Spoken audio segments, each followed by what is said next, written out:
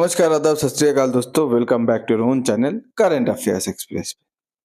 तो गाइस, आप सब लोग को पता है कि ULFA I alleges Indian army drone attack on camps. ULFA I का जो आपका यूएलएफएआई मतलब यूएलएफए इंडिपेंडेंस, ओके। तो यूएलएफए ने बताया है कि हम लोग के जो कैंप है उसके ऊपर ड्रोन अटैक हुआ है, ओके। और ये बताया गया है कि इंडियन आर्मी ने किया है। जब इंडियन आर्मी से पूछा गया तो इंडियन आर्मी बोला हम लोग के पास ऐसा कोई खबर नहीं है कि हम लोग मतलब ड्रोन अटैक हुआ है उनके कैंप के ऊपर, और हम लोग तो ऑब्वियसली वो ड्रोन अटैक नहीं कराए। अब ये पूरा मामला क्या है? यूएलएफए ग्रुप है, ठीक है, जो इंडिया के ऊपर बार बार हमला करते रहता है। इंडिया के आर्मी के ऊपर, डिफरेंट इंडिया के सीआरपीएफ के ऊपर हमेशा हमला करते रहता है। तो इसीलिए इंडिया ने बताया जा रहा है कि उनके ऊपर ड्रोन स्ट्राइक करके एक बहुत ही कड़ा, बहुत ही तगड़ा जवाब दिया है, ओके। अभी इसके बारे में पूरा समझाऊंगा। पता है आप लोग को अभी तक कुछ समझ में नहीं आ रहा, तो थोड़ा न्यूज जान लीजिए, उसके बाद समझाता हूँ।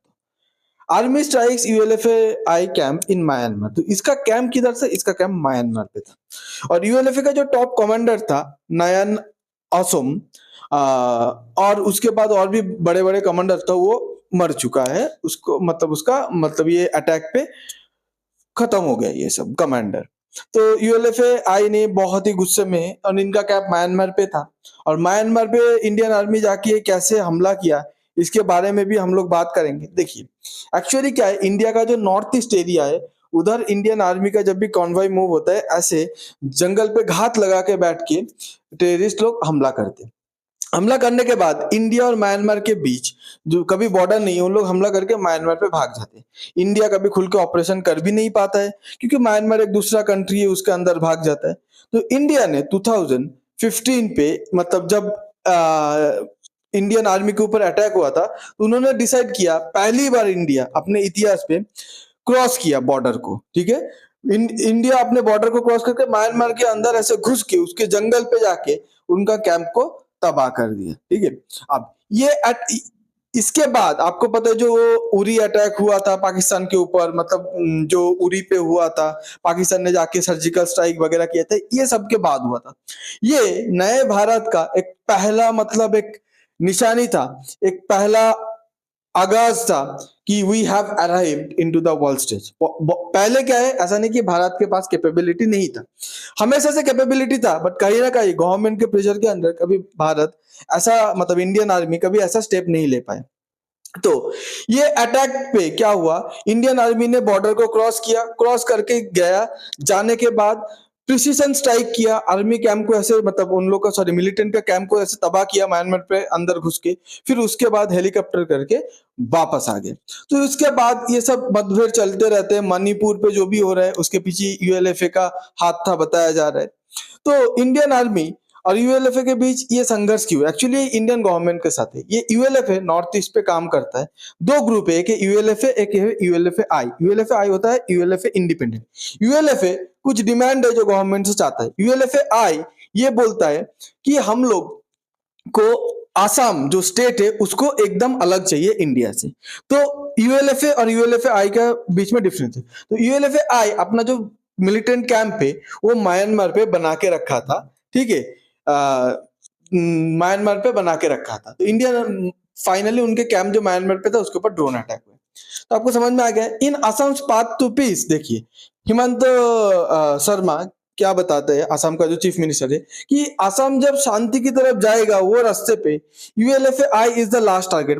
मतलब असम आज कंप्लीट मतलब कंप्लीट शांति के तरफ नहीं बढ़ पा रहे क्योंकि यूएलएफए आई कहीं ना कहीं बढ़ने नहीं दे रहा, असम को इंटरनली बहुत डिस्टेबलाइज कर रहे। तो यूएलएफए आई को अगर हम लोग हटा देते हैं तो असम शांति की तरफ बढ़ जाएगा, ओके।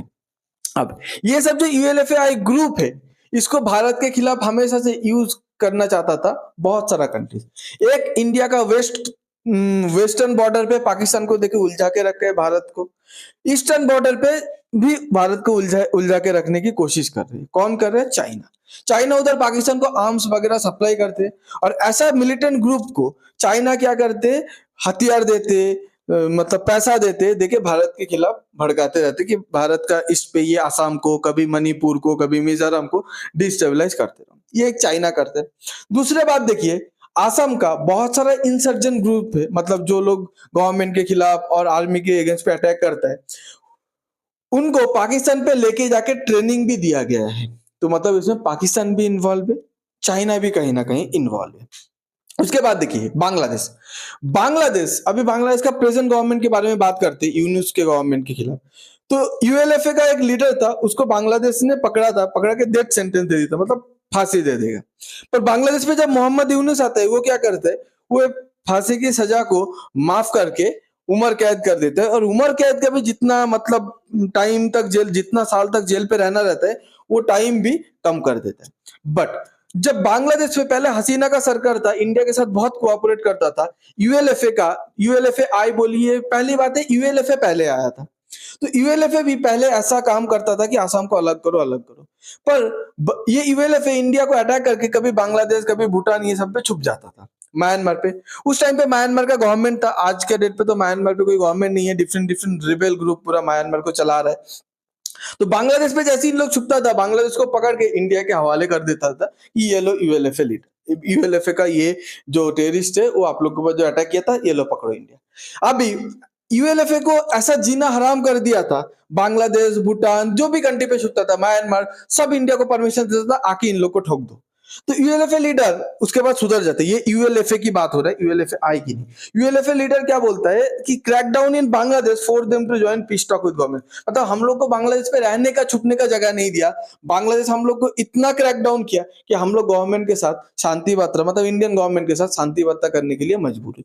उसके बाद यूएलएफए आई बोल के एक ग्रुप अलग से सेपरेट हो जाता है, जो म्यांमार पे छुप के बैठे रहता है, क्योंकि म्यांमार पे आज के डेट पे कोई गवर्नमेंट नहीं है, छुप के बैठे रहते हैं, उधर से इंडिया के अंदर घुसता है, अटैक करता है, चले जाते हैं। इसीलिए इंडिया और म्यांमार के बीच बॉर्डर फेंसिंग का काम चालू हो गया है, जो नेक्स्ट 10 साल पे पूरा हो जाएगा, आपको कल बताया हो।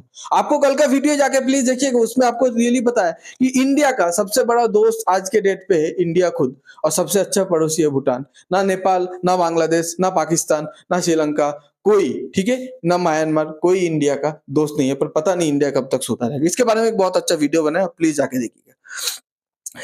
ये सब होने के बाद यूएलएफए ने बोला कि कहीं कहीं बोल रहा है मिसाइल अटैक, कहीं कहीं बोल रहा है ड्रोन अटैक, कोई कोई बोल रहा है कि ड्रोन के अंदर छोटा छोटा मिसाइल लगा के रखा था, तो ऐसा बोला जा रहा है, ठीक है। तो यूएलएफए बोला कि हम लोग का जो 2 टॉप कमांडर है उसको मार दिया गया है इस अटैक पे, और हम लोग इसका रिवेंज तो लेंगे ही, हम लोग इसका बदला तो लेंगे। अभी बात यह है कि इंडिया अपने साइड से ऑफिशियली कंफर्म किया नहीं है, और इंडिया हमेशा ऐसा कारनामा करके चुपचाप हो जाते। हम लोग इजराइल बाकी की तरह पूरे दुनिया को बोलते ना हम लोग ने ये किया हो, कि नहीं, हम लोग शांति में काम करते, काम करके चुपचाप बैठ जाते। आपको अगर ये वीडियो अच्छा लगता है तो please like, share and subscribe.